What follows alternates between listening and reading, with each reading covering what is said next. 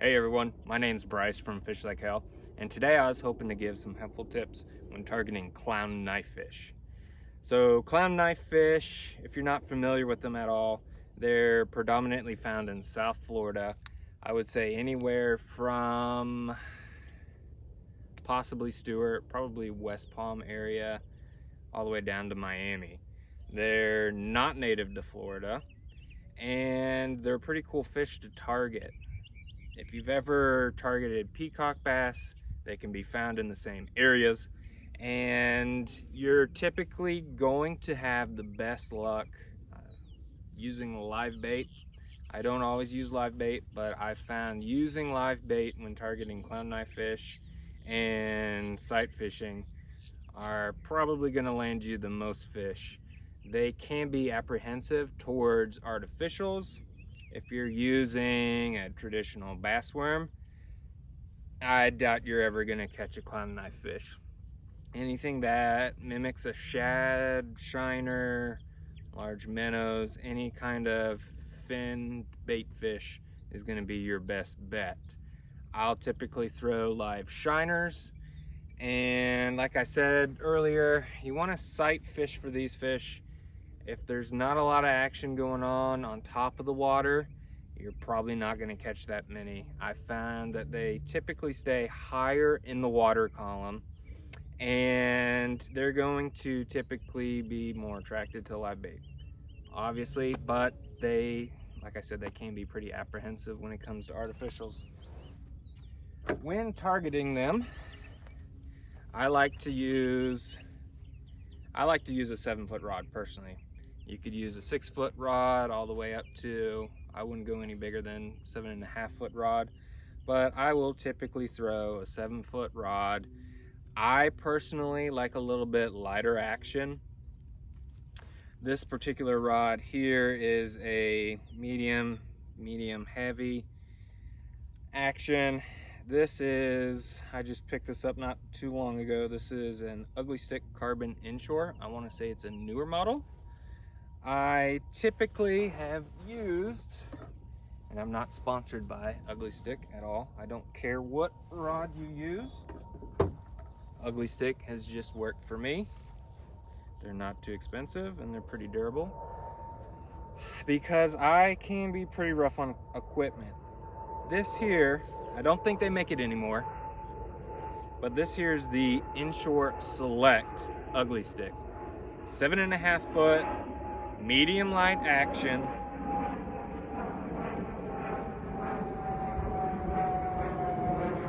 And I have 15-pound test braid on here. It's Power Pro Super Slick. Like I said, I don't care what gear you use. I just think the Power Pro Super Slick in this blue color looks cool, so I use it. The reels, like I said, anywhere from a 6-foot to a 7.5-foot, medium light, medium heavy, rod, bait casters, what have you. As far as reels are concerned, I wouldn't go any smaller than a 2500, and I wouldn't go any larger than a 4000. They do fight hard, but if you go out there with a 12-foot surf rod and an 8,000 some odd reel, it's not going to be that much fun. If you go out there with a 5-foot ultralight rod and a 500 reel, you'll probably land some fish. I don't know how many you'll land. Regardless, this here is a 3000. I like to be somewhere in the middle. As far as reels are concerned, this is the Penn Fierce 3000. I want to say this is the 3rd iteration, and this one is the 4th. I've just started using this one. I've only used it twice. Seems to be fine. We'll see. So as far as terminal tackle, I will always have a fluorocarbon leader regardless of what I'm doing. I grew up targeting redfish, trout, snook, so I'll use basically the same equipment as I would targeting those. I'm going to be using a uni knot to tie my fluorocarbon leader to the braid. And again, I don't care what you use. Sometimes I'll use this pre-cut fluorocarbon leader. This is 20-pound test from Bass Pro Seagar.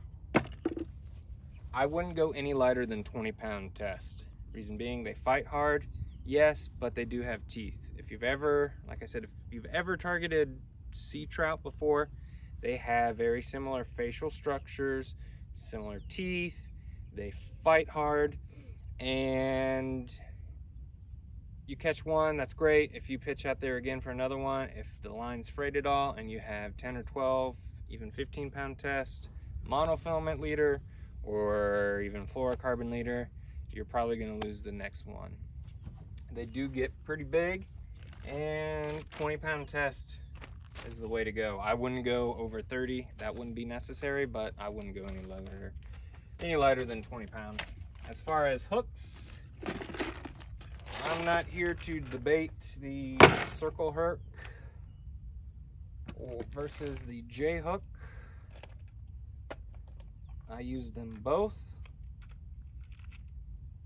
I tend to have the smallest hook I can possibly have on. Reason being, I want a light presentation. If I am, free lining a shiner and I want to make a entrance quietly when I'm sight casting, I'm going to use a lighter hook. You can use a jig head, but as far as hooks are concerned, if I can find some, that would be great. This one right here is a trocar. Nope. This is an owner or something like that. Anywhere around a 1/0, 2/0, depending on the brand, depending on the model. That will work. This one right here is the trocar. I do like smaller hooks, and the trocars, I don't get paid by anyone, but the trocars I find are the sharpest hook. If they hold their sharpness, it doesn't matter to me. They possibly do, but I do find that it will penetrate their mouth a little bit harder, a little bit faster, a little bit cleaner, just to help you get a good hook set on them. So owner, trocar, doesn't matter. I think these are some hookup jigs here you could use. Little jigs, you could use bigger hooks, whatever you want. I don't really care. You could throw a circle hook, just don't go too big, don't go too small. And then, as far as tactics, like I said, sight fishing has worked best for me. Your mileage may vary. If you're able to get a visual on the fish in clearer water, that's great. Pitch it right in front of them. They're kind of like peacock in the same way that they'll go after it. They're pretty aggressive. If you can't get a visual, if you're in a canal or river, big ponds, big lakes, you have no visual. The water's too murky, too dark, too far away, what have you. Like I said, they do tend to stay higher in the water column. So you'll see them, they're kind of, trying to think of what they would be like. Maybe tilapia. If you've gone after tilapia, they'll kind of stay towards the top of the water. But with the clown knifefish, I'll put a picture up just so you can see. They are silver, and depending on how the light hits them, they can have purple, different colors in them, black, dots, what have you. But with their body, it's almost like a silver platter, if you will, coming up and rolling.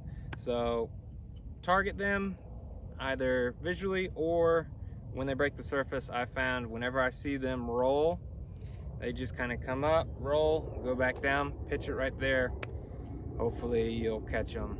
I hope this helps, and as always, tight lines and give them hell.